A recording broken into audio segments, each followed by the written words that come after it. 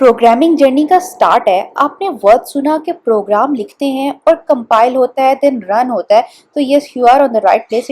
इस वीडियो में हम इन बेसिक कंसेप्ट्स को समझेंगे जावा की हेल्प से। जावा के बारे में भी एक क्वेश्चन किया जाता है। अगर आप मीडियम लेवल पे हैं तो आप एक चीज़ बहुत ज़्यादा सुनते हैं, क्वेश्चन या तो एग्जाम में आ जाता है या इंटरव्यू में ये पूछा जाने वाला बहुत कॉमन क्वेश्चन है कि जावा कंपाइल्ड लैंग्वेज है कि इंटरप्रेटेड लैंग्वेज है, जावा एनवायरनमेंट फ्री लैंग्वेज क्यों है। तो इस सब को समझने के लिए आए एक छोटी सी राइड करते हैं और समझते हैं सब बेसिक कॉन्सेप्ट्स को जावा की कंपाइलेशन के प्रोसेस की एग्जांपल से। चलें, तो अब एक स्टेप रख लिया है प्रोग्रामिंग की जर्नी में, तो इस जर्नी को स्टार्ट करते हैं। आए सीट बेल्ट बांधें और स्टार्ट करें। अब सपोज करें कि हमने एक कोड लिखा, प्रोग्राम लिखा जावा में। तो यहाँ पे आई हमारी इस मूवमेंट में सबसे पहली टर्म प्रोग्राम। प्रोग्राम क्या होता है? प्रोग्राम होती हैं सेट ऑफ इंस्ट्रक्शंस जो कि हम एक या फिर कह लें ग्रुप ऑफ इंस्ट्रक्शंस जो हम सिस्टम को देते हैं कि इसके अकॉर्डिंग सिस्टम में अपना टास्क परफॉर्म करो। रियल लाइफ से एग्जांपल लें तो सपोज आप नाइट आउट पे हैं अपने फ्रेंड की तरफ और आप उसे कहते हैं म्यूजिक सुनते हुए अचानक से, उठो मेरे लिए चाय बना लाओ। तो यहाँ पे हमने दो इंस्ट्रक्शंस दी। एक तो वो बैठा हुआ है तो उसको कहा उठो, तो एक इंस्ट्रक्शन हुई चाय बना के लाओ, सेकंड इंस्ट्रक्शन हुई, और इन दोनों इंस्ट्रक्शंस को मिला के हमारा एक प्रोग्राम बना। इसी तरह अगर हम जावा का प्रोग्राम लिखें जिस तरह से आपको स्क्रीन पे नज़र आ रहा है, तो इसमें मैंने लिखा int a equal to 1, int b equal to 10 और int c equal to a plus b, और देन किया साउट यानी system dot out dot println c। तो इसका आंसर आया हमारे पास 11। तो जावा प्रोग्रामिंग लैंग्वेज को यूज़ करते हुए 5 इंस्ट्रक्शंस का एक ग्रुप यानी कि प्रोग्राम हमने यूज़ किया दो नंबर्स को ऐड करने के लिए। अगर आपको मेरा ये छोटा सा लिखा हुआ जावा का कोड समझ नहीं आया तो इट्स ओके, आपकी जर्नी का स्टार्ट है, सफ़र को एंजॉय करें। हम सीरीज़ में ये सब सीखेंगे डिटेल में। अभी हम अपनी बेसिक टर्म्स वाली जर्नी को आगे बढ़ाते हुए देखें तो ये प्रोग्राम हमने किसी लैंग्वेज में लिखा। जिस तरह से वो फ्रेंड्स वाली एग्जाम्पल में दो फ्रेंड्स आपस में बात कर रहे थे अपनी नेटिव लैंग्वेज में, हिंदी में या उर्दू में, इसी तरह से कंप्यूटर सिस्टम की अपनी लैंग्वेज होती है। लेकिन ये जो प्रोग्राम लिखा है ये ह्यूमन अंडरस्टैंडेबल लैंग्वेज है जिसको हम बोलते हैं हाई लेवल लैंग्वेज। अब भाई हमारी यहाँ पे दूसरी term high level language. High level language एक लैंग्वेज है ह्यूमन अंडरस्टैंडेबल जो कि किसी भी programming language, different programming languages हैं like Python, Java, C, C plus plus, C sharp. ये वो लैंग्वेजेस हैं जो एक ह्यूमन को, एक प्रोग्रामर को किसी प्रोग्राम को, किसी एप्लीकेशन को डिज़ाइन करने में और लिखने में हेल्प करती है without having specific knowledge about processor और सिस्टम। यहाँ पे अगला कंसेप्ट आता है हमारा कि ये लैंग्वेज तो अगेन ह्यूमन अंडरस्टैंडेबल है। ये programming language high level language हमारे लिए है, ह्यूमंस के लिए है। तो सिस्टम के लिए क्या है? सिस्टम समझते हैं मशीन कोड को, मशीन लैंग्वेज को। यहाँ आती है हमारी जर्नी की अगली basic term machine language. Machine language एक लैंग्वेज है जो 0 1 की फॉर्म में है, क्योंकि सिस्टम एक इलेक्ट्रॉनिक डिवाइस है तो वो सिग्नल्स को समझता है। 0 मीन्स कि ये सिग्नल ऑफ कर दो, 1 मीन्स ये सिस्टम ऑन कर दो, ये सिग्नल ऑन कर दो। तो इस तरह से प्रोसेसर में हमारा जो प्रोग्राम लिखा हुआ, हमारी सेट ऑफ इंस्ट्रक्शंस एग्जीक्यूट होती हैं। ये मूव करने से पहले हम एक हायरार्की को देखते हैं, इस डायग्राम को देखते हैं जिसमें सबसे ऊपर हमारे पास हाई लेवल लैंग्वेज है, देन लिखा हुआ है असेंबली लैंग्वेज, फिर machine language and then hardware. इसके अंदर कॉन्सेप्ट आ रहा है असेंबली लैंग्वेज का जिसको हम लो लेवल लैंग्वेज भी कहते हैं।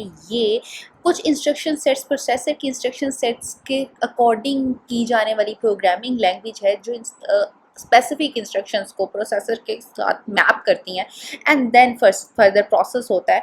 अब से कुछ अर्सा पहले अगर हम बात करें कि जैसे हाई लेवल लैंग्वेज है वो कंप्यूटर को तो समझ नहीं आता तो उसको ट्रांसलेट करना पड़ता है, तो वो ट्रांसलेशन पहले लो लेवल में जाती थी यानी कि असेंबली लैंग्वेज में, एंड देन उसे मशीन कोड में ट्रांसलेट किया जाता था। अब कंप्यूटर को हमारी हाई लेवल लैंग्वेज को समझाने के लिए डायरेक्टली कंपाइलर्स ट्रांसलेट करते हैं लो लेवल लैंग्वेज यानी कि मशीन लैंग्वेज के अंदर। यहाँ पे आता है हमारी जर्नी का अगला कंसेप्ट, दैट इज कंपाइलर या फिर कंपाइलेशन। मैं अपने लास्ट सेंटेंस में कंपाइलेशन के बारे में ऑलरेडी बता चुकी हूँ कि ये हाई लेवल लैंग्वेज तो हमारे लिए है, ह्यूमंस के लिए है। तो कंप्यूटर को सिस्टम को ये समझाने के लिए हम इस हाई लेवल लैंग्वेज को मशीन लैंग्वेज में ट्रांसलेट करना पड़ता है, और इस ट्रांसलेशन की प्रोसेस को कहते हैं कंपाइलेशन, और जो टूल इसको ट्रांसलेट करता है उसको बोलते हैं कंपाइलर। इस जर्नी को आगे बढ़ाने से पहले कंपाइलेशन के साथ साथ मैं अगेन 4 टर्म्स को, बेसिक टर्म्स को, जो प्रोग्रामिंग की बहुत इंपॉर्टेंट टर्म्स हैं, आप सुनेंगे भी और यूज़ भी करेंगे बार बार, उनको वन लाइनर डिफाइन करती हूँ। तो उसमें एक वर्ड आता है सोर्स कोड। आपने ये जो प्रोग्राम लिखा, सेट ऑफ इंस्ट्रक्शंस लिखी सिस्टम को समझाने के लिए, इसे कहा जाता है सोर्स कोड। अब सोर्स कोड लिखने के बाद अगला स्टेप होता है कि इसको ट्रांसलेट किया जाए मशीन कोड में, जिसके लिए इसको किया जाता है कंपाइल।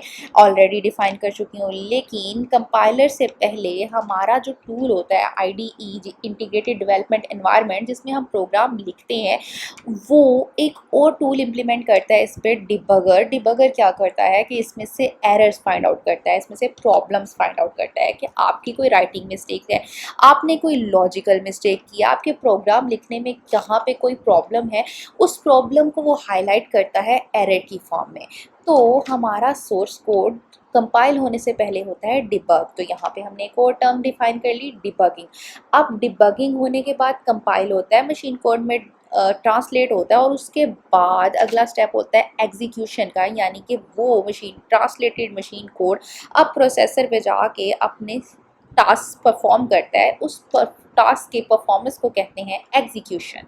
अगर आए हम जावा की कंपाइलेशन की तरफ, तो जावा का एक हाईलाइटेड क्वेश्चन जो स्टार्ट में किया कि जावा कंपाइल्ड लैंग्वेज है या इंटरप्रेटेड लैंग्वेज है, तो जावा दोनों है। क्यों? क्योंकि जावा का सोर्स कोड पहले कंपाइल होकर बाइट कोड में कन्वर्ट होता है, एंड देन वो बाइट कोड कन्वर्ट होता है मशीन कोड में।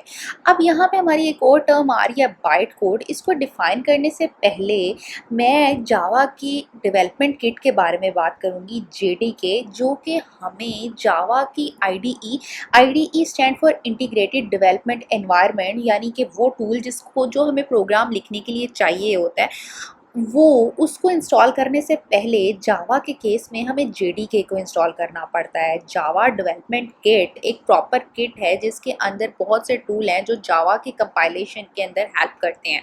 JDK की डायग्राम जो हमें स्क्रीन पर नज़र आ रही है, अब हम इसे ज़रा ध्यान से देखते हैं, तो इसमें एक और बॉक्स हमें नज़र आ रहा है जो है JRE।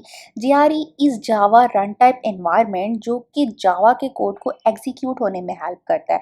और फर्दर सर्कल में आपको नज़र आ रहा है JVM, जो कि है जावा वर्चुअल मशीन। तो यहाँ आते हैं वापस जावा के कंपाइलेशन के प्रोसेस की तरफ, जिसमें जावा का हमने सोर्स कोड लिखा, जिसको सेव किया डॉट जावा के साथ। तो कंपाइलर जो JDK में होता है वो उसको कंपाइल करता है बाइट कोड में, जिसकी हमारी एक्सटेंशन होती है डॉट क्लास के साथ। अब यहाँ पे बात आती है कि बाइट कोड क्या है। तो बाइट कोड एक कंप्यूटर ऑब्जेक्ट कोड है जिसको किसी भी इन्वायरमेंट में, किसी भी ऑपरेटिंग सिस्टम में, यानी कि अगर लिनक्स में लिखा है तो आइदर लिनक्स में, आइदर विंडोज़ में, आइदर मैक में, कहीं पे भी उसको फर्दर रन किया जा सकता है। तो वहाँ पे क्या होता है कि बाइट कोड को JVM एक नेटिव कोड में कन्वर्ट करता है, और इंटरप्रेटर उसको लाइन बाय लाइन एग्जीक्यूट करवाता जाता है। यहाँ पे हमने अपने उस फेमस क्वेश्चन का आंसर भी दे लिया कि जावा एनवायरनमेंट फ्री लैंग्वेज क्यों है।